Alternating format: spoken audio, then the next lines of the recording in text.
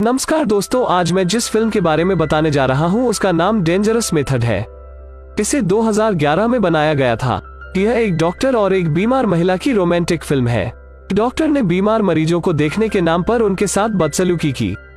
Doctor होने के नाते वो सभी बीमार महिलाओं के गुप्तांगों को छूता था। आप फिल्म में देखेंगे कि कैसे डॉक्टर अंत तक सेक्स फ्रीक में बदल जाता है।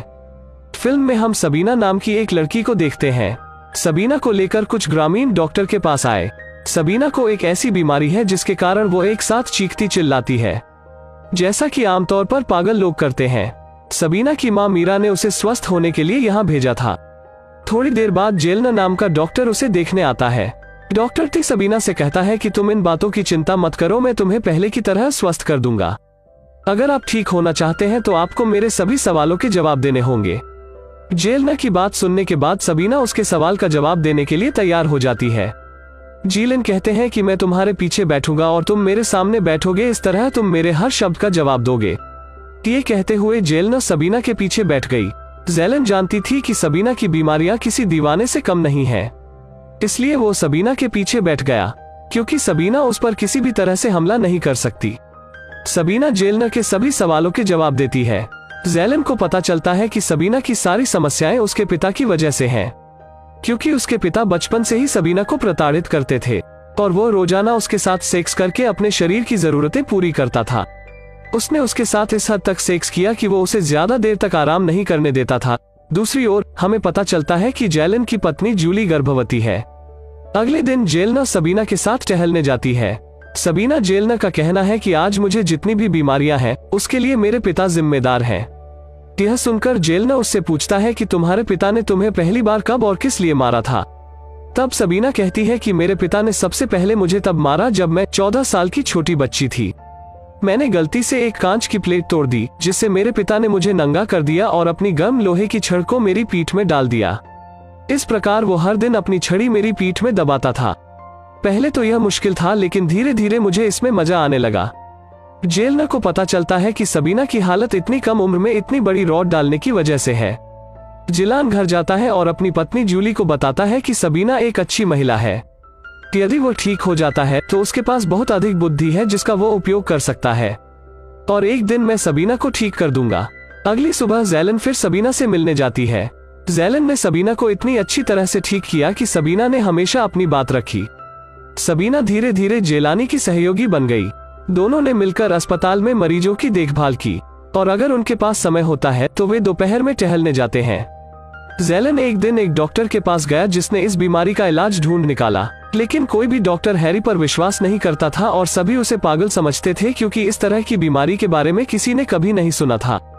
जेलन हैरी से कहता है कि मैंने एक लड़की को ठीक किया जैसा आपने मुझे बताया था।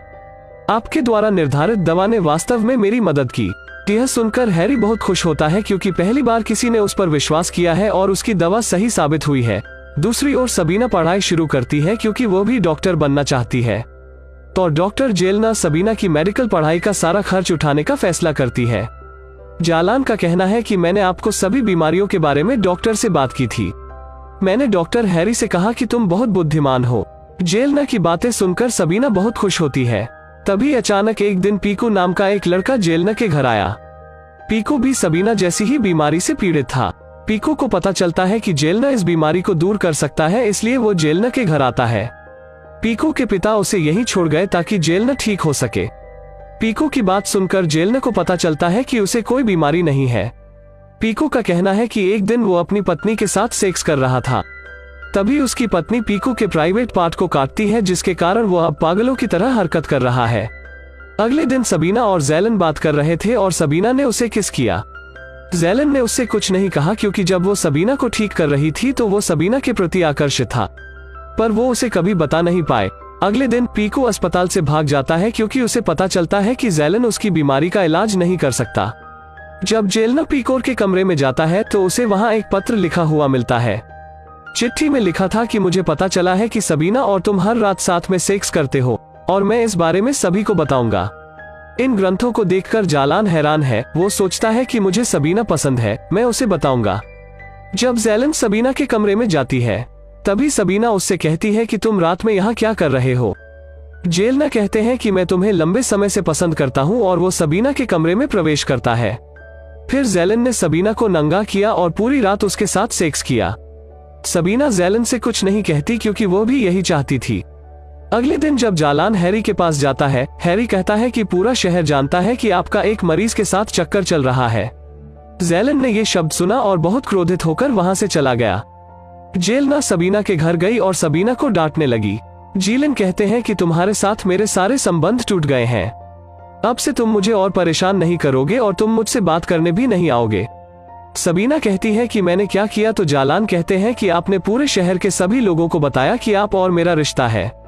सबीना कहती है कि मैंने ये बातें किसी से नहीं कही, लेकिन जेलन उसकी बात सुने बिना चली गई। सबीना जालान को उसके अस्पताल तक ले जाती है। सबीना का पागलपन फिर आता है। सबीना कहती है कि मेरी माँ मुझे यहाँ से लेने आई है। जालान कहता है कि मैंने तुम्हारी माँ को फोन किया और उसे यहाँ से ले जाने के लिए कहा। मैं नहीं चाहता कि पूरा शहर हमारे बारे में बुरा सोचे, इसलिए आप यहाँ से चले जाएं। यह सुनकर सबीना गुस्से में वहां से चली जाती है। अगले दिन सबीना ने हैरी को एक पत्र लिखकर कहा कि आपने सुना है कि आपको पता चला है कि जेलन और मेरा अफेयर चल रहा था। इतने दिनों तक जिला मेरी पढ़ाई का खर्चा उठाता था, लेकिन आज से वो मेरी पढ़ाई का खर्च नहीं उठा रहा है। हो सके तो मेरी पढ़ाई के खर्च में मेरी मदद करें। यह सुनकर हैरी जेलन को एक पत्र लिखता है जिसमें लिखा है कि सबीना ने मुझसे कहा था कि तुमने उसके साथ सेक्स किया था। जीलन का कहना है कि सबीना ने तुमसे झूठ बोला था, मेरा उससे कोई संबंध नहीं है। यह सुनने के बाद हैरी ने सबीना को एक पत्र भेजकर कहा कि तुमने मुझसे झूठ बोला है, इसलिए मैं तुम्हारी किसी भी तरह से मदद नहीं करूंगा। सबीना ने जब यह चिट्ठी पढ़ी तो वो रोने लगी। सबीना फिर से पागलों की तरह इस्तेमाल करने लगी। दूसरी ओर जेलना की पत्नी को उसके सारे अफेयर्स के बारे में पता चल जाता है, इसलिए अब उसका जेलना से कोई संबंध नहीं है। सबीना जेलना से फिर मिलने आई जब वो विदेश जाने के लिए इस शहर को छोड़ रहा था। सबीना कहती है कि आप हैरी को हमारे रिश्ते के बारे में सब कुछ बता दे तो वो मेरी पढ़ाई के लिए मेरी आर्थिक मदद करेगा। जेलन ने रिश्ते के बारे में सब कुछ बताने से इनकार कर दिया, लेकिन जब सबीना उससे बार बार पूछती है तो वो हैरी को एक पत्र लिखता है जिसमें उसे अपने रिश्ते के बारे में सब कुछ बताया जाता है। इस पत्र को पढ़कर हैरी इतना परेशान हो जाता है कि वो अगले दिन सबीना को अपने घर ले आता है। दूसरी ओर हमें पता चलता है कि हैरी अब जालान से बात नहीं करता है। उनकी दोस्ती पहले जैसी नहीं रही। कुछ दिनों बाद हमें पता चलता है कि सबीना अब एक डॉक्टर है।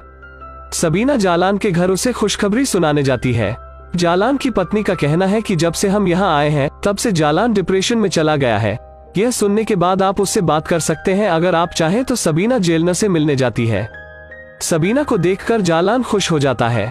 सबीना जालान से कहती है कि मैं तुम्हारे बच्चे की माँ बनने जा रही हूँ।